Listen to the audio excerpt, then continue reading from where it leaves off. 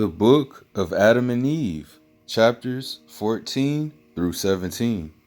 Chapter 14. Then Adam said unto the Most High Power, O Most High Power of Israel, take thou my soul, and let me not see this gloom any more, or remove me to some place where there is no darkness. But the Most High Power of Israel said unto Adam, Verily I say unto thee, this darkness will pass from thee every day I have determined for thee, until the fulfillment of my covenant, when I will save thee and bring thee back again into the garden, into the abode of light thou longest for, wherein is no darkness. I will bring thee to it in the kingdom of heaven. Again said the Most High Power unto Adam, all this misery that thou hast been made to take upon thee because of thy transgression will not free thee from the hand of Satan, and will not save thee, but I will, when I shall come down from heaven, and shall become flesh of thy seed, and take upon me the infirmity from which thou sufferest. Then the darkness that came upon thee in this cave shall come upon me in the grave, when I am in the flesh of thy seed, and I, who am without years, shall be subject to the reckoning of years, of times, of months, and of days, and I shall be reckoned as one of the sons of men, in order to save thee. And the Most High ceased to commune with Adam. Now, before we continue, Israelites, I hope some of y'all not getting no ideas, you know what I'm saying? I hope y'all not getting no ideas like, oh, dang, so the Most High talking about, listen, in this chapter, the Most High is basically talking about him in his son's image, like in the form of a man, you know what I'm saying? He's using his son as the vehicle, you know what I'm saying? He's the driver, but the vehicle is the Son of Man, the Messiah, the Redeemer. Without the vehicle, you know what I'm saying, you can't get to the driver. You know what I'm saying? You have to have something to get you from point A to point B. And that something, that somebody, I'm not going to say thing because that's disrespectful to my big brother. That somebody is the Son of Man, the Messiah, the Redeemer. You know what I'm saying? The chosen one. The one that they got the whole Matrix movie off of. They stole that from this man right here. He's the one. You heard? The Book of Adam and Eve, chapter 15. Then Adam and Eve wept and sorrowed by reason of the Most High Power of Israel's word to them, that they should not return to the garden until the fulfillment of the days decreed upon them, but mostly because the Most High Power of Israel had told them that he should suffer for their salvation. And again, Israelites, we're talking about the Most High Power of Israel, the creator of all things, using his son as the vehicle, using his son as the sacrificial lamb, you know what I'm saying? So basically, listen, why y'all think, you remember in Exodus, right? Y'all remember when the Most High Power of Israel tried to reveal himself unto the Israelites in the wilderness? They was like, yo, like, you feel me? Like it was nothing but clouds and lightning and thunderstorms and hail and just all kind of beautiful nature, glorious but fearful at the same time, to the point where you might lose your life if the Most High started talking. That kind of fearful. And they was like, yo, we need a human to talk to us. We cannot take this much power, you know what I'm saying, talking to us.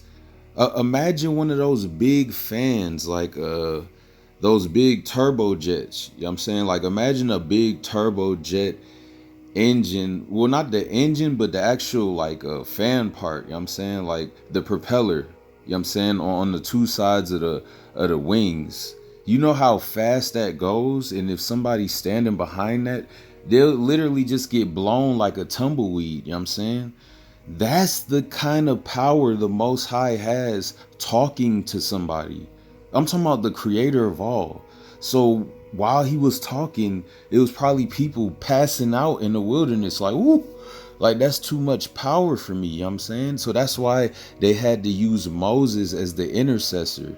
because Moses was the mediator. You know what I'm saying? The most high power of Israel can hit Moses with all that power and force because Moses was special. You know what I'm saying? He was special amongst the Israelites. That's why he was chosen in that time period. And that's why he could handle the Most High's power and translate it to the Israelites. You know what I'm saying? But I just had to speak that piece real quick because, again, the Most High power of Israel uses people. I have to keep stressing that. You know what I'm saying? He used Moses in the first Exodus. You know what I'm saying? After the second Exodus comes the Son of Man, or before the second Exodus. I don't know. You know what I'm saying? I don't know how the timeline is going to play out. But all I know is that the Son of Man is going to be the most high power of Israel's vehicle, you know what I'm saying, for slaughtering. And when I say slaughtering, I'm talking about slaughtering the enemy for good. As it speaks, paraphrasing from Revelations, that the Son of Man, he's going to come through, you know what I'm saying, all white robe on, you know what I'm saying, with a golden girdle around his waist, you know what I'm saying, looking stunting, you know what I'm saying, stunting, coming on the scene, but then leaving the scene dripping bloody red though. Hoo-wee. Like as if he came out of a wine press, bruh. And that's real, that's dark red. Y'all ever stomped on some grapes? You know how dark red that gets? That's that dark red. That's that cutting veins, you know what I'm saying, to artery dark. Anyway, let me continue. The book of Adam and Eve, chapter 16.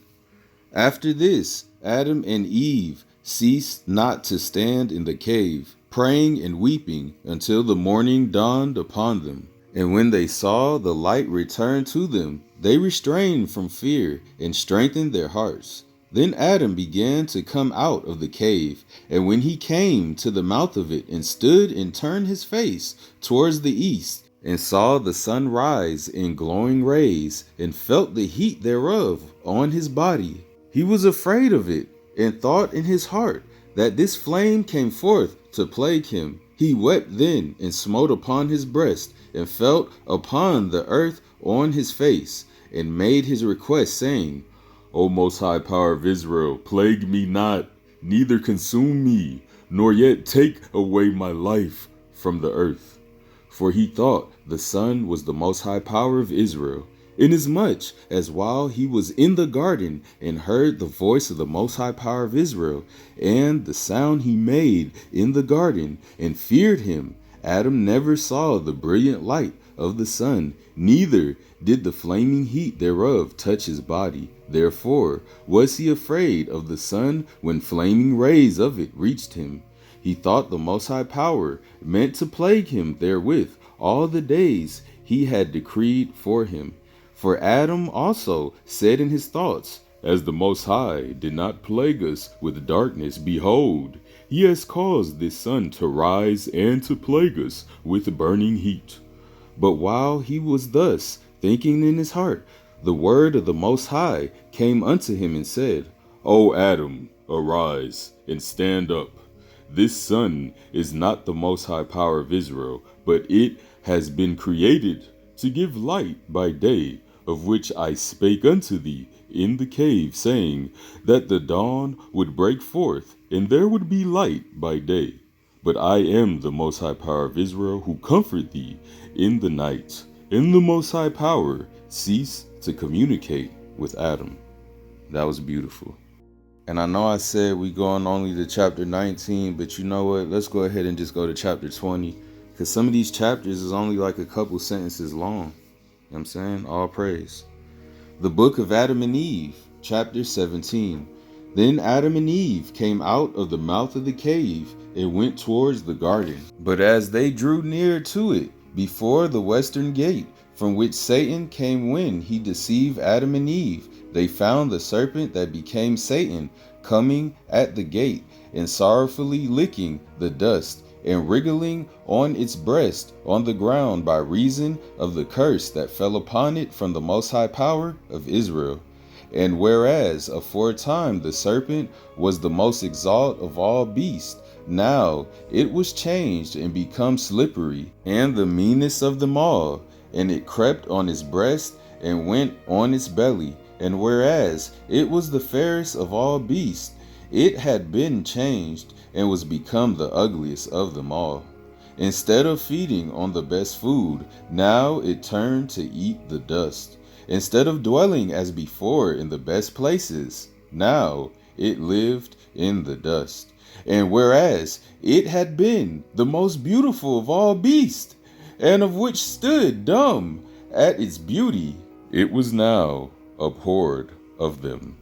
And again, whereas it dwelt in one beautiful abode, to which all other animals came from elsewhere, and where it drank, they drank also of the same. Now, after it had become venomous, by reason of the Most High Power of Israel's curse, all beasts fled from its abode, and would not drink of the water it drank, but fled from it. All praise to the power of Israel for his mighty judgments. He's the most mighty judge. All praise.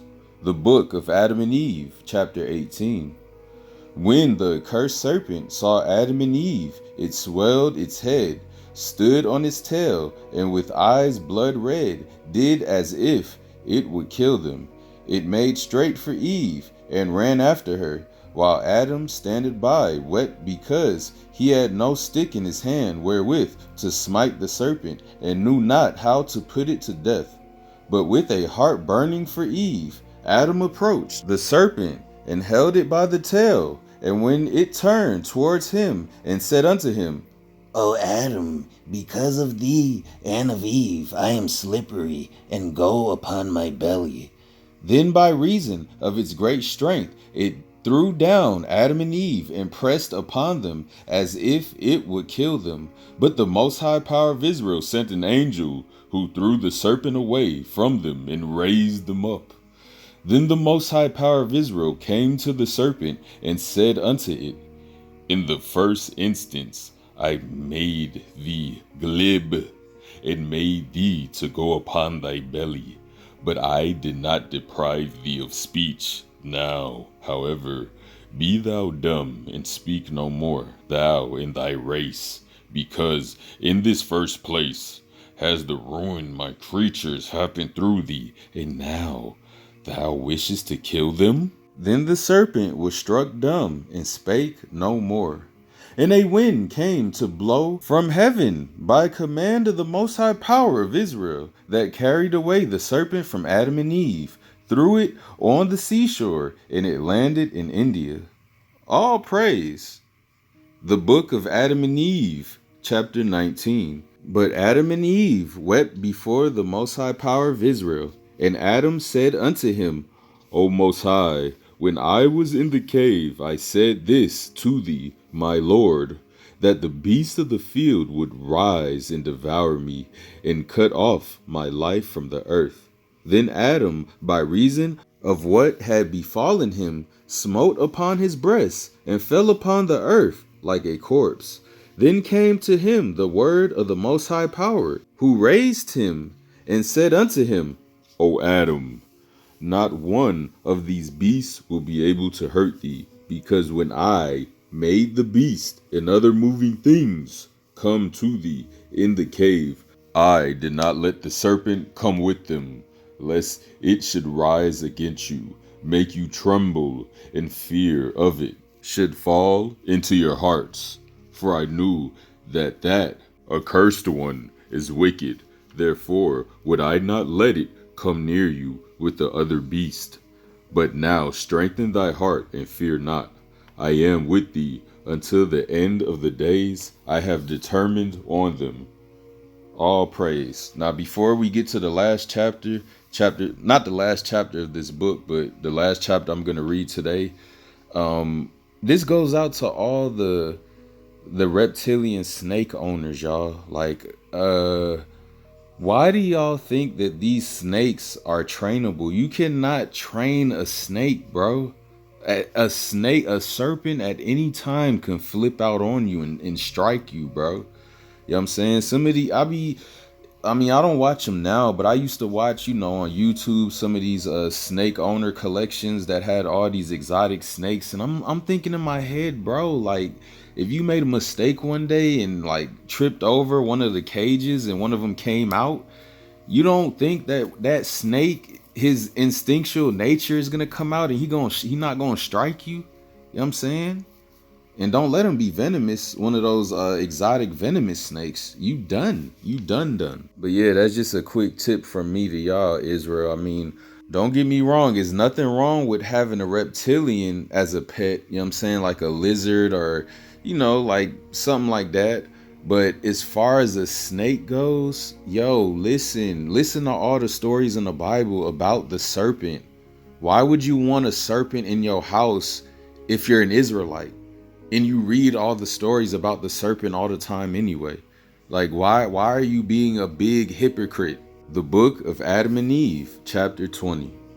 Then Adam wept and said, O Most High Power of Israel, remove us to some other place, that the serpent may not come again near us and rise against us, lest it find thy handmaid Eve alone and kill her, for its eyes are hideous and evil. But the Most High said to Adam and Eve, henceforth fear not. I will not let it come near you.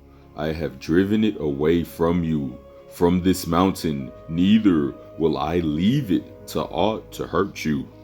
Then Adam and Eve worshipped before the Most High Power of Israel, and gave him thanks, and praised him for having delivered them from death.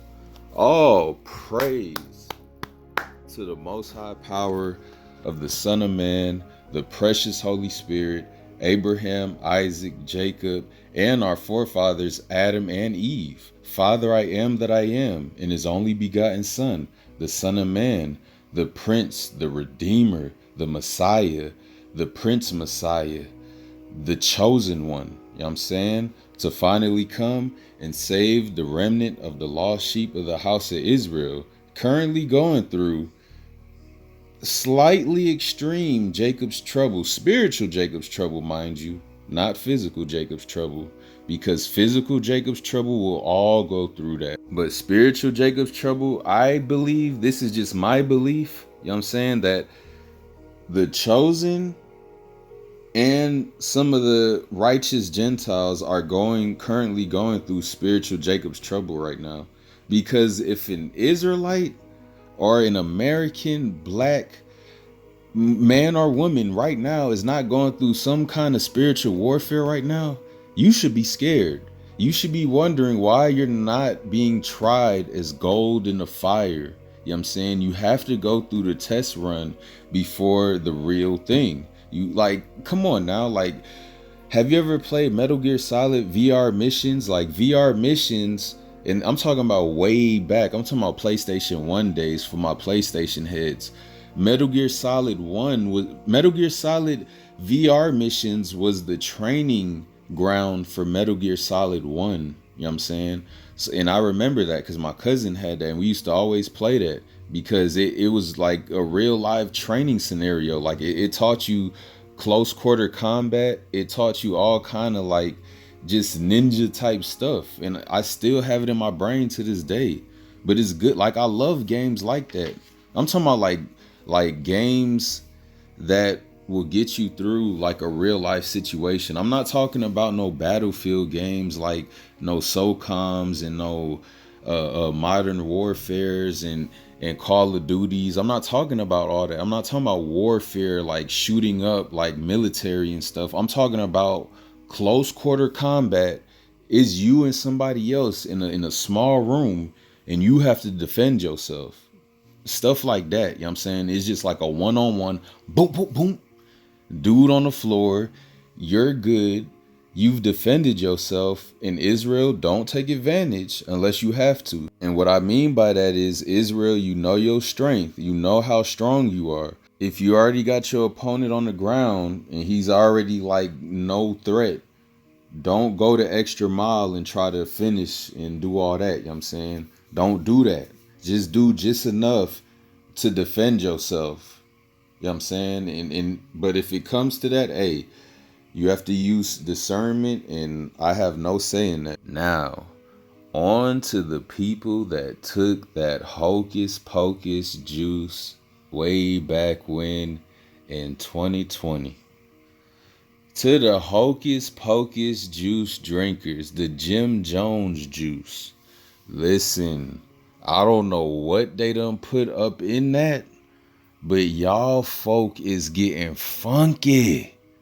Funky. I'm talking about not in the sense of musty in the armpits, not in the sense of body odor of like, just being stinky. I'm talking about your breath, bro. Like all of y'all smell the same, bruh. When I go into a room full of people or even one person, bro, like the smell is so potent, bro. When I go into a room with one person that took the hocus pocus, you know what I'm saying? You smell it.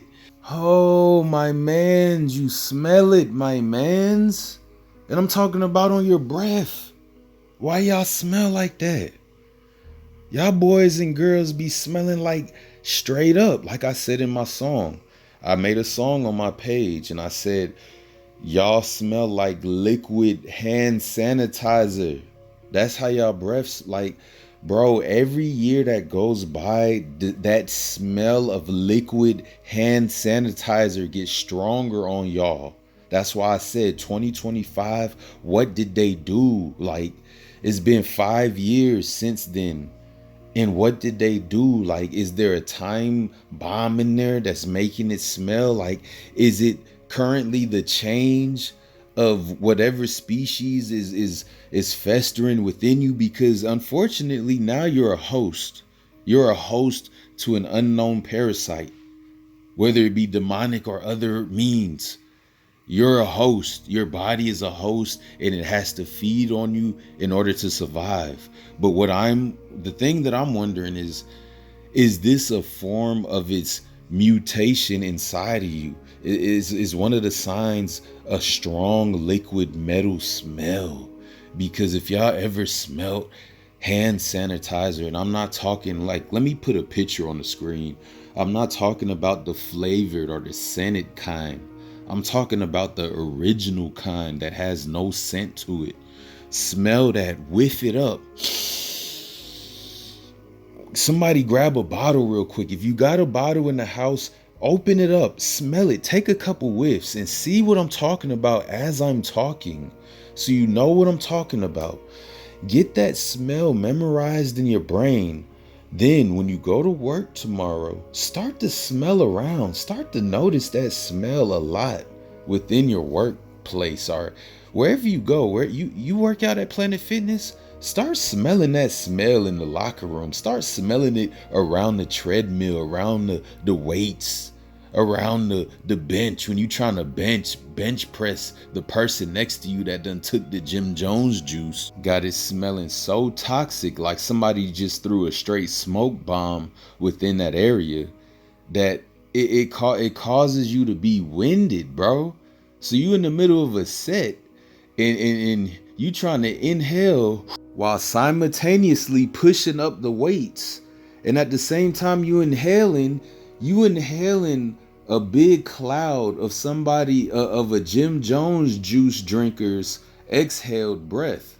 And it's so strong and toxic, it done made its way all the way to where you working out. So then you inhale that smell, and now it done winded you so much that you got to put the weight down and get up and sit up on the bench. Like, dang, did I just drink a whole gallon of hand sanitizer, bruh?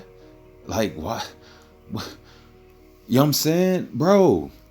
And I know I'm not tweaking. I'm sorry if I sound like, because I know y'all don't normally hear me rant like this, but bro, like to the people that took the Jim Jones juice, baby, what did you do to yourself? You committed the unpardonable thing. You heard? That was the no. That was the sir no-nos. That's the uncurable thing. That's the thing the Most High frowns on, bruh. That's the thing that I believe is the abomination of desolation. Because how can you undo that? Once it's done, how can it be undone? But again, the only reason I'm ranting like this is because today at work, bro, I mean, literally, it felt like a Mike Tyson fight up in that thing, boy. I went from one room getting hit with the Jim Jones drinker breath, bam, ooh wee, and it's not even like it's so strong, bro. It overtakes stinky breath. Like you remember growing up in the '90s, like somebody had some stanky breath, like they just had some stanky breath, like you know what I'm saying, just like that one song, you know what I'm saying. Girl, you need some gum, breath like some thunder. What you looking at? I don't want your phone number. I mean, all you had to do was give them a piece of gum and they was good to go. But to the juice drinker's breath, a piece of gum ain't gonna do it, bruh. A piece of gum ain't gonna do it. It's just gonna tease it. You heard? Because listen, these people that took the juice, and I know I'm going on a half hour, but I just got to get this off my chest. Every day is just something else that Jacob goes through in his trouble. And I have to, this is the only way I have to rant. You know what I'm saying? I don't have a handmaid. I don't have a Eve. I don't have a wifey to rant to. So this is my form of journal thoughts, but just spurred a moment off the top of the dome what home done went through today. You heard? But what I'm trying to get at is that these people, bruh, the smell is kind of like, and I hate to use this comparison, but it's kind of like a woman on when it's that time of the month. You know what I'm saying? Like, you know, when it's that time of the month, whatever's going on is going to be stronger, you know what I'm saying, than other times of the month. Just like with these people that done took the Jim Jones. Some days out of the week, you don't even hardly, like when they talk, you don't even smell it on their breath. But then some days it be so strong and potent. Like, what did you do, home? You know what I'm saying? Like I be wanting to say low key, and again, I hate to use this comparison, but just like today, when these folks was with, I don't know if whatever parasite or whatever is inside of the host is laying eggs, and the eggs are hatching, and the hatching is causing the smell. But I be like, dang, it must be that time of the month. It must be that time of the month. I don't care if it's male or female. It must be that time of the month. Cause you done came to work smelling all kind of bad. Smelling like some straight hand sanitizer on everything, bro. Sometimes, and then is a couple guys, I don't know how many they done took, but it's so bad that I eat my lunch in my car, bro. I don't even eat my lunch in the break room because most of these people done took the Jim Jones. And I couldn't even imagine, bro, like trying to eat my lunch home with the Jim Jones fragrance in the air. And I'm eating my lunch, and then it makes its way slowly towards my area, and I take a big inhale while I'm taking a bite of my sandwich, and I smell that while I'm taking a bite, bruh. I'm gonna get about that break room stomping off. Like, hold on, home, you ain't finna mess up my lunch with your juice. You know what I'm saying? What home say at the end of juice? You got the juice now. All y'all done got the juice now.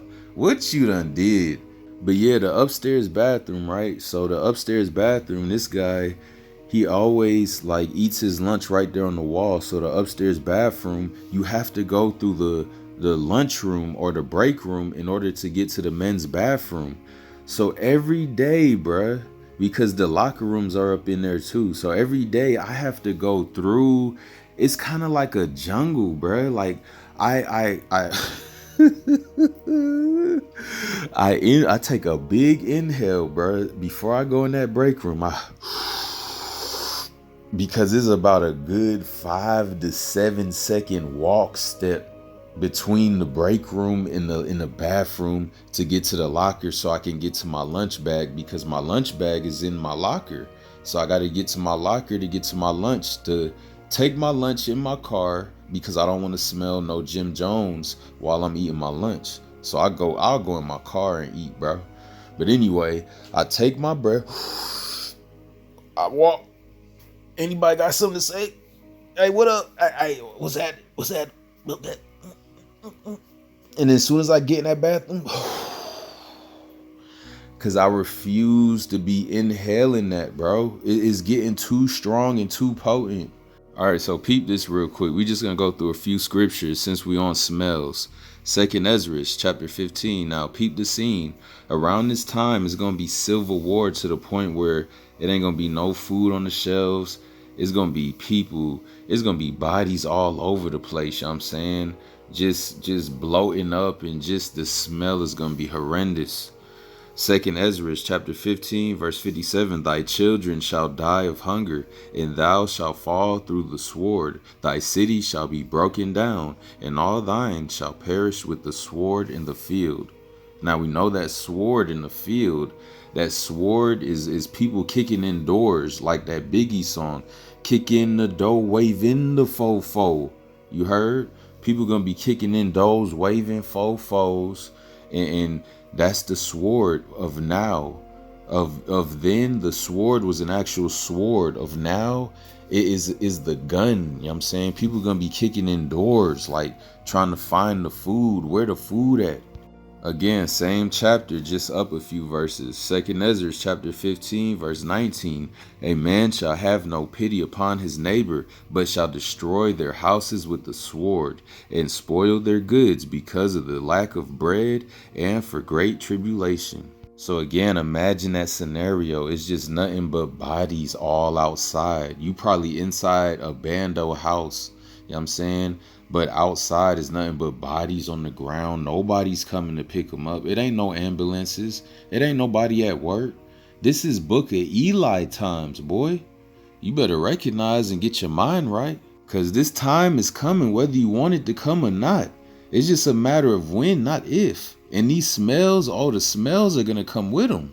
And I hate to do this to my ladies, but to my Israelite princess sisters, hey, we have to get our minds right too. You heard? And I hate to do this, but I'm your big bro. I'm trying to help you out. I'm trying to get your mind right now so you know what to do in these situations, whether it be using leaves, using, you know what I'm saying, something that's sanitary. But listen, hey, Isaiah chapter 3, verse 24. Around these times too, because it ain't gonna be no women's sanitary options to grab and to, you know, do what you got to do. I'm not going to get into it, but we all know what we talking about.